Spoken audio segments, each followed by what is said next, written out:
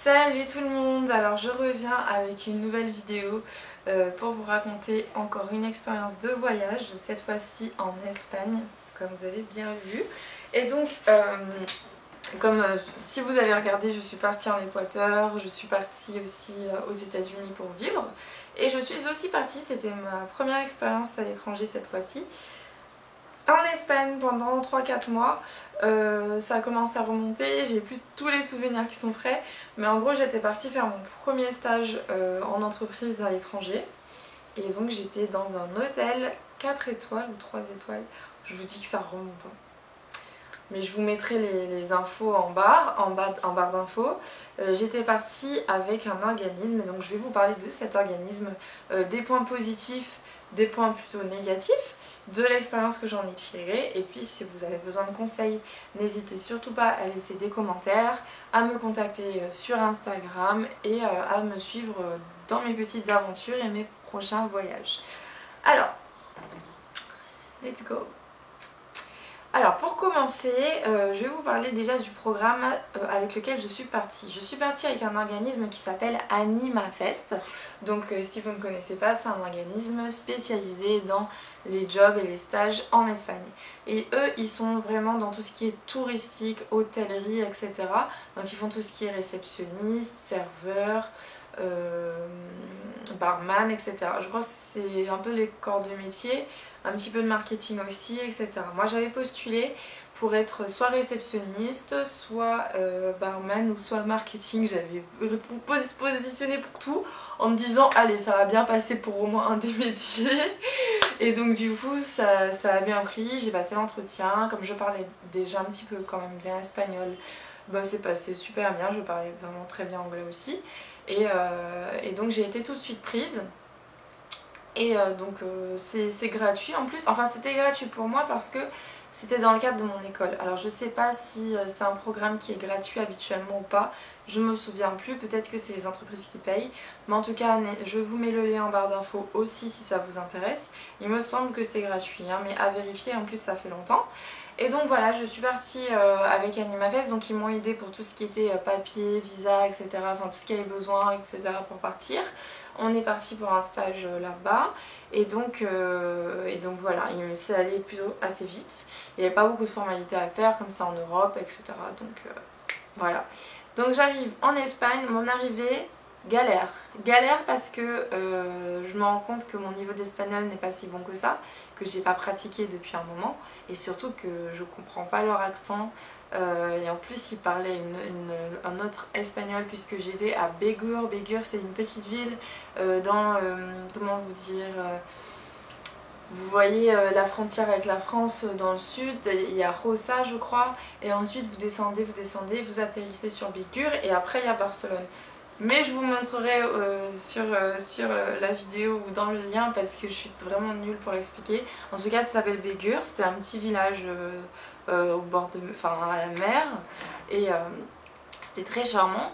Mais du coup quand je suis arrivée là-bas, ils parlaient une langue, comment ça s'appelle, catalane je crois. Il y a différents niveaux d'espagnol, et il y avait un espagnol un petit peu comme une petite langue, j'ai du mal à trouver mes mots aujourd'hui, une petite langue spécifique à la région. Je crois que c'est le catalan, je vais vérifier. Et donc du coup il parlait ça en plus, et donc c'était assez perturbant pour mon oreille. Donc petit à petit j'ai appris, mais c'est vrai que c'était assez traumatisant, parce que quand je suis arrivée, je me suis fait accueillir par un des directeurs de l'hôtel. Ils étaient deux, et ils m'ont tout de suite dit tu parles pas espagnol? Tu viens ici et tu sais pas parler espagnol? Ça m'avait tellement traumatisé, les gars. J'ai tout de suite su dans quelle ambiance j'allais travailler. Je dis waouh, quand même quoi, c'est comme ça que tu m'encourages. Surtout que enfin, tu connaissais mon niveau en fait avant que je vienne, alors pourquoi c'est maintenant que tu parles? Enfin bon, du coup j'étais déjà dans un mood pas trop optimiste quant à l'ambiance de travail. Mais moi je suis très positive et tout, et je cherche toujours le meilleur dans ce que je fais. Donc moi je m'inquiète pas et tout, machin chouette, mon travail commence. Alors pour le travail, du coup comme je vous dis, j'étais réceptionniste de l'hôtel. Pour les premiers jours, j'étais avec une collègue qui était roumaine et qui travaillait là-bas depuis un certain moment. Et donc je l'assistais un petit peu, je l'aidais, elle me montrait comment elle faisait tout ce qu'il y avait à faire. Et mes missions consistaient à accueillir les clients quand ils arrivaient, remettre les clés de la chambre, faire le check-in, donc le check-in sur l'ordinateur, tout bien remplir, prendre les passeports, etc. Leur expliquer un petit peu le fonctionnement de l'hôtel. On faisait aussi une petite présentation de la ville avec une carte où là j'écoutais tout le temps ma collègue expliquer, là il y a des plages, il y a ci, là il y a ça, et à chaque fois c'était le même discours qu'elle répétait, donc à force je l'ai appris aussi. Et puis ensuite on finissait par accompagner les clients dans leur chambre, leur présenter un petit peu la chambre, et puis comme je dis c'était quand même un hôtel assez voilà, et puis ensuite on redescendait, et puis voilà, t'as les mails à traiter, le programme aussi, parce qu'on organisait des événements au sein de l'hôtel des fois, des partenariats avec d'autres choses à côté, donc on devait gérer tout ça. Et puis c'est à peu près tout quoi, répondre aux messages, aux mails, etc. Gérer le site internet, etc. C'est des choses qu'on faisait. Et puis, désolée j'ai oublié de couper mes notifs. Et puis ce qui s'est passé, c'est que ma collègue a démissionné. Et en fait c'était le début d'une longue traînée de démission. Elle a démissionné parce que en fait elle a eu un souci, je crois qu'elle a eu un décès dans sa famille. Et elle s'est absentée peut-être 2-3 jours. Et mon directeur n'a pas trop apprécié. Et il aurait dit des choses qu'elle n'a pas du tout appréciées par la suite. Et du coup elle a préféré partir. Et c'est ce qui s'est passé avec plein d'autres collègues à moi. C'est-à-dire que l'ambiance de travail était tellement bizarre, les directeurs nous manquaient tellement de respect que petit à petit j'ai vu plein de gens partir. Mais moi je tenais parce que je me disais, t'es venu pour 3 mois, 4 mois, je sais plus, tu vas faire tes 3-4 mois et après c'est fini. Donc je tenais. Et donc voilà, et donc finalement, effectivement, moi je bossais peut-être, je sais plus, moi j'avais 2 jours de congé par semaine, mais les locaux n'en avaient que 1 par semaine. Ça m'avait choqué aussi. Les locaux gagnaient environ 3 à 400 dollars, pas dollars, euros par mois. Et nous, on n'était pas payés, les stagiaires, on n'était pas payés. Par contre, on était logés, nourris 3 fois par jour. Enfin, nourris quand on voulait, mais on avait 3 repas du coup organisés par jour par le chef cuistot de l'hôtel, attention, donc ça c'était plutôt sympa, qui nous faisait des vrais plats, encore mieux que je trouvais que des fois les plats de la carte quoi. Il nous faisait des super plats, on descendait dans la cuisine, on avait une salle, et il nous faisait entrée, plat, dessert et tout, alors, c'était vraiment un bon souvenir. Et donc du coup, on avait ça et c'est tout, on n'avait rien d'autre inclus. Donc moi j'avais la bourse à côté de l'école, j'avais mes parents qui me donnaient un peu d'argent, ce qui me permettait de sortir et de profiter un petit peu de l'Espagne. Mais bon, et comme il n'y avait pas forcément de dépenses, pas de loyer à payer ni quoi que ce soit, bah finalement je trouvais que c'était quand même un bon deal. Par contre, ce qui était moins positif, c'est qu'en termes d'horaire, le fait d'habiter dans l'hôtel, parce que du coup on avait un logement au sein même de l'hôtel, on avait une sorte de petite maison en intérieur, il y avait une seule fenêtre par contre on était 4 et il n'y avait pas de pièces séparées, c'est-à-dire qu'il y avait 2 pièces séparées par un petit mur mais vraiment pas très long, donc on voyait de l'autre côté, il n'y avait pas de rideau, rien, et il y avait une douche en mode italienne avec un rideau et les toilettes. Mais du coup, c'était pas une pièce séparée. Il n'y avait pas de cuisine puisqu'on mangeait dans l'hôtel. C'était vraiment très petit. Et à la base, on était 2. Et puis on a fini par être à 4 là-dedans. Alors heureusement, on s'entendait toutes très bien. On était 4 filles. Et on était propres. Et on rigolait tout le temps. Et comme on travaillait pas avec les mêmes horaires, on s'étouffait pas. Mais c'est vrai que c'était un peu particulier parce qu'on se disait, bon, t'as quand même des chambres d'hôtel qui sont magnifiques et tout. Et nous, on dort là-dedans, quoi. Donc voilà. Mais bon, j'étais jeune, je me prenais vraiment pas la tête pour ça. Et comme je vous dis, heureusement, on était toutes dans une bonne entente, ce qui a fait que ça s'est hyper bien passé. Voilà. Et donc tout ça pour vous dire qu'en termes d'horaire, bah normalement on avait un planning, d'ailleurs c'est moi qui faisais les plannings pour l'équipe. On avait un planning avec des horaires qui changeaient toutes les semaines. Moi j'avais fait en sorte que ce soit pas trop la routine parce que j'aime pas ça. Et de toujours mettre des jours de congé différents chaque semaine aux gens pour que voilà, ça change. Et sauf que les directeurs aimaient bien quand il y avait des imprévus, des besoins de renfort en plus ou quoi que ce soit. venir nous chercher pendant notre jour de congé pour venir travailler. Donc ça veut dire que si j'étais des fois à la maison en train de regarder un film ou de dormir, ça m'est arrivé que je sorte en soirée et que je fasse une grasse mat le jour de mon jour de congé et que ma collègue vienne me chercher en me disant Margot t'énerve pas mais le directeur il faut que tu viennes travailler parce qu'il peut pas travailler aujourd'hui, il doit partir, il faut que tu le remplaces. Et moi je suis quand même sur mon jour de congé hein, donc ça c'était des choses qui étaient très fréquentes et qui m'ont vraiment saoulée. Donc ce que je faisais après c'est que quand c'était mon jour de congé je me cassais, je restais pas à la maison parce que sinon ça me niquait tout mon délire quoi, tout mon rythme. Donc moi je partais et puis je disais bah non je suis pas là et je suis très loin et je peux pas revenir tout de suite, on me dépose, donc j'avais pas de voiture en plus. Donc non, franchement faut pas se laisser faire parce que quand ils voient que vous dites oui à tout, après c'est amen quoi. Donc voilà, donc ça c'était vraiment un petit côté négatif du management. Et puis le deuxième côté négatif, bah, c'était ces insultes parce que comme je vous disais, beaucoup de gens sont partis parce qu'on était maltraités. Effectivement, on nous insultait toute la journée, ils nous rabaissaient, c'était un couple gay en fait les directeurs. Et déjà eux-mêmes ils ne se respectaient pas, ils se disputaient sans arrêt. Et en face de nous, en face des clients. Et puis sinon, ils s'en prenaient à nous. Ah, tu es conne, ah, tu es bête, tu sais pas parler espagnol, tu sais pas faire ci, tu sais pas faire ça, je vais te renvoyer. C'était des menaces sans arrêt. Ce qui a fini par faire que j'ai 2 collègues qui sont partis encore de mes colocs en fait. Donc on s'est retrouvés à 2 à la fin. Et ils nous faisaient pleurer tout le temps quoi. Moi je vais pas mentir que j'ai pleuré aussi.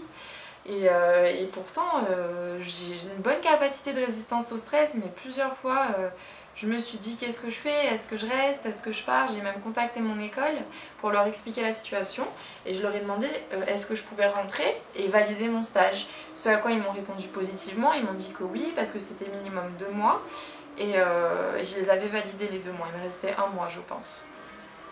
Mais sauf que moi je suis tenace et j'aime pas abandonner parce que j'ai une mentalité qui fait que je me dis je sais que je suis partie pour 3 mois, si j'abandonne maintenant ça veut dire que la prochaine difficulté que je vais avoir dans ma vie je vais vouloir abandonner aussi et je refuse en fait et je me dis non, tu es venu pour 3 mois, tu n'es pas là pour toute une vie, tu fais tes 3 mois, tu as quelque chose que tu vas apprendre, tu vas le prendre positivement, tu sais que c'est comme ça maintenant, ben maintenant tu vas te concentrer sur des choses positives. Tu vas apprendre l'espagnol encore mieux, tu vas rencontrer des locaux, tu vas bouger, découvrir la ville, etc. Et c'est ce que j'ai fait.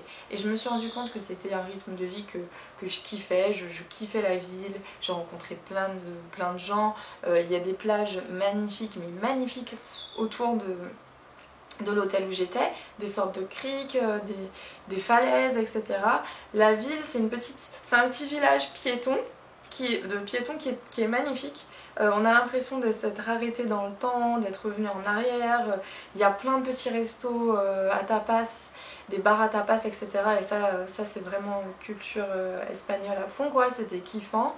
Et puis sinon, après, à 1h30 de route, il y avait la ville. Attendez, je regarde tout de suite.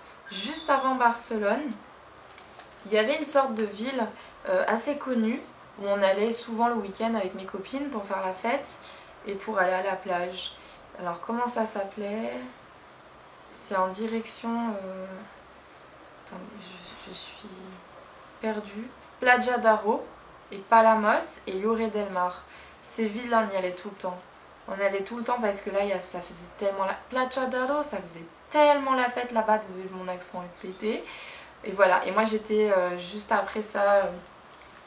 genre même pas 1 heure de route après. Donc c'était vraiment juste à côté, on faisait le chemin, on était toutes les 3 dans la voiture, donc toutes les 4, ça passait super vite quoi, voilà. C'était vraiment des bons souvenirs. Et puis j'ai eu la chance aussi d'avoir mes parents qui sont venus, enfin mon père et ma belle-mère et mon frère qui sont venus me rendre visite 1 semaine.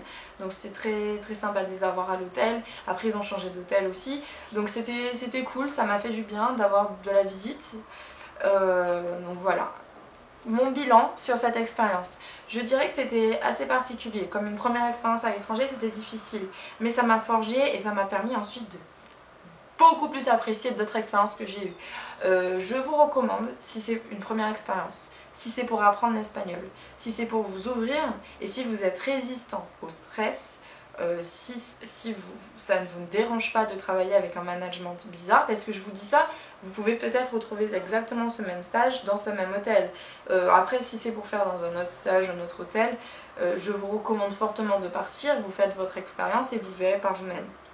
Mais si vous voulez faire la même chose que j'ai fait, oui, si c'est pour une première expérience, si c'est pour découvrir un métier, apprendre une langue, etc. Par contre, sinon, si vous avez l'habitude de partir, l'habitude de faire des stages à l'étranger, etc., ce stage-là va un peu vous faire perdre du temps, je pense, et surtout, vous n'allez peut-être pas supporter ce management-là, etc. Vous allez peut-être vous ennuyer aussi. Donc, pourquoi pas partir avec AnimaFest, mais voilà, bien leur préciser de toute façon si c'est votre première fois ou pas, si vous êtes, enfin, votre caractère, ce que vous pouvez accepter ou non. Et eux aussi, ils vont faire en fonction de vous. Moi, c'est que je suis quelqu'un qui m'adapte très vite. Je sais que je suis capable d'aller vivre dans des conditions un petit peu moins confortable que chez moi, mais voilà, je sais que je suis capable, je sais que je vais pas faire une crise d'appeler ma maman tous les 3 jours pour lui dire j'en peux plus, je rentre quoi. Alors que certaines de mes collègues c'était ça. Donc il faut aussi vous connaître vous, savoir quelles sont vos limites et ne pas hésiter à en parler à l'agence qui elle va voir les retours de d'autres personnes et va savoir où vous mettre et où éviter de vous mettre. Voilà. Donc c'est tout pour moi, je vous mets quelques photos aussi pour que vous puissiez vous rendre compte de ce que j'ai vécu. En tout cas, j'ai vraiment kiffé cette expérience, en termes de bouffe aussi c'était génial. Après le travail, on est parti une semaine à Barcelone avec une copine pour profiter de Barcelone. On a vraiment trop kiffé, les tapas, les paellas, etc. C'était vraiment une expérience de fou. Moi je vous conseille vraiment de partir voyager si vous en avez l'occasion et de vivre à fond tous vos rêves. C'est tout ce que je vous souhaite. À bientôt.